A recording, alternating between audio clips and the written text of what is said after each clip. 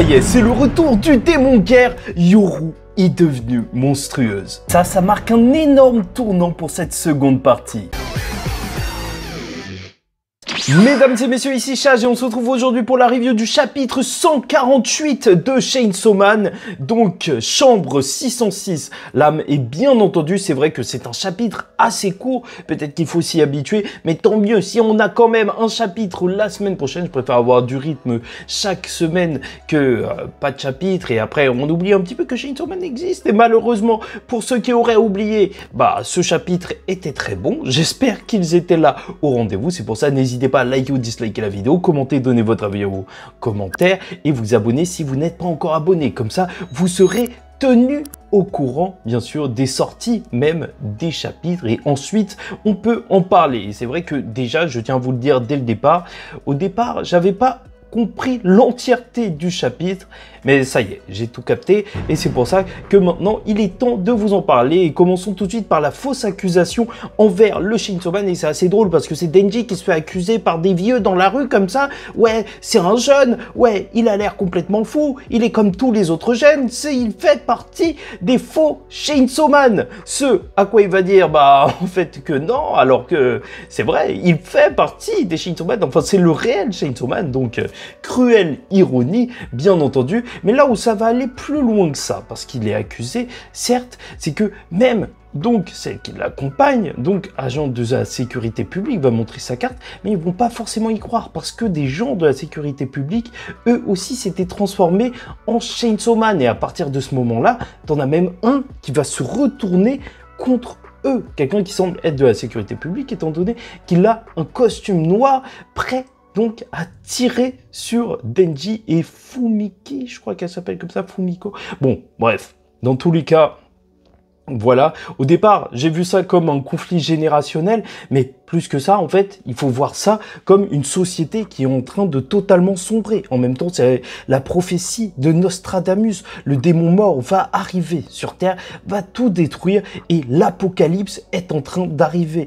Et c'est assez intéressant de voir comment donc Tatsuki Fujimoto représente cet apocalypse alors qu'il nous a déjà parlé de ce thème en réalité dans Fire Punch, donc son précédent manga où donc c'était une société post-apocalyptique qui s'intéresse vraiment aux relations humaines. Et on voit que, en fait, pour lui, l'apocalypse, elle arrive avec déjà des conflits dans la population, mais même le fait que les gens n'ont plus confiance en l'autorité. Voilà, ils n'ont plus confiance en la sécurité publique. Ça, je trouve ça assez intéressant, même si Quincy, donc, va sauver le groupe avec Fumiko qui va regarder quand même un petit peu en arrière. Est-ce qu'elle est amoureuse d'elle ou non, pas du tout. Peut-être que juste Fumiko est choquée d'avoir vu un de ses collègues carrément tenter de tirer sur elle, comme quoi là, le monde est véritablement en train de sombrer. Et jusque-là, donc, je m'étais dit, ok, une première partie du chapitre sur Denji et une seconde sur Asa. Mais en réalité, il faut tout lier. Et c'est là que j'ai beaucoup mieux compris la seconde partie à ma relecture du chapitre, parce que voilà, je lis une première fois vite fait. Et donc, parlons de ça. Asa Mitaka et bien sûr Yoshida, puisque Asa venait de perdre un bras. Yoshida qui était venu l'arrêter en tant que tête haute et représentante, figure de proue donc de l'église du Chainsaw Man. Et voilà, alors qu'elle a son bras par terre, alors qu'elle a tenté de transformer sa chambre en sabre, en lame, donc normalement elle devait être complètement finie. Et à ce moment-là, Yoshida, il va lui donner un coup d'épée. Et d'ailleurs, belle transition parce que il y a eu le sang donc de Quincy qui a coulé vu qu'elle s'est pris une balle. Et donc là, le sang de Asa qui va aussi couler donc pour faire la transition. Mais voilà, ça c'est juste visuel, ça c'est Chainsaw Man. Et c'est pour ça que c'est un plaisir de lire cette BD qui joue avec les codes justement de la BD. Mais quoi qu'il en soit, donc on est face à une Asa Mitaka qui va juste faire égratigner par Yoshida. Et au début, je me suis dit, ok, c'est un petit peu bizarre ce qui s'est passé. Je me suis demandé si Yoshida avait eu des remords. Les personnages, ils semblent choqués. Ouais, c'est vrai, sait-on jamais. Peut-être qu'il est amoureux d'Asa Mitaka, mais non, en fait, pas du tout. Ça semble même assez logique puisqu'on va voir un énorme power-up de la part de Asa Mitaka lors de ce chapitre. C'est juste que, justement, on vient nous montrer Denji et ce qu'on nous montre, c'est limite une guerre civile qui a eu lieu, des morts partout. Et c'est pour ça que je pense que c'est surtout pour nous montrer qu'elle a eu un énorme boost de puissance. Que même là, Yoshida qui vient de lui couper le bras, en quelques minutes, avec toute cette tuerie, avec même la guerre. Donc, voilà, elle arrive à résister à ce coup d'épée. Et même s'il va lancer son octopus, blablabla, l'enrouler, elle va réussir à créer sa lame de la chambre 606. Et déjà, c'est tout simplement un énorme power-up de voir une transformation d'arme sans même qu'elle ait eu à toucher l'objet en question. Qu'est-ce que ça veut dire? Est-ce qu'elle pourrait transformer même une arme de loin à l'autre bout de la ville, transformer Denji sans même le toucher? Ça paraît assez étrange.